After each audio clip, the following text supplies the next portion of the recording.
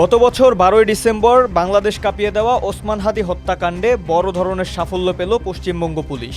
দীর্ঘ কয়েক মাসের তদন্ত ও আন্তঃসীমান্ত গোয়েন্দা তথ্যের ভিত্তিতে পশ্চিমবঙ্গ পুলিশের স্পেশাল টাস্ক ফোর্স এসটিএফ গ্রেফতার করেছে প্রধান দুই ঘাতক ফয়সাল করিম মাসুদ এবং আলমগীর হোসেনকে। তদন্তকারী সংস্থা জানিয়েছে, সিসিটিভি ফুটেজে যাকে মোটরসাইকেলের পেছন থেকে নেমে ওসমান হাদিকে লক্ষ্য করে গুলি চালাতে দেখা গিয়েছিল, সেই ফয়সাল করিম মাসুদই গ্রেফতারকৃত রাহুল।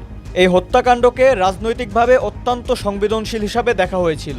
গোয়েন্দাদের দাবি, হত্যার পর ময়মনসিংহের হালুয়াঘাট সীমান্ত দিয়ে আসামিরা ভারতে পালিয়ে যায় এবং সেখানে পরিচয় গোপন করে আত্মগোপন করেছিল।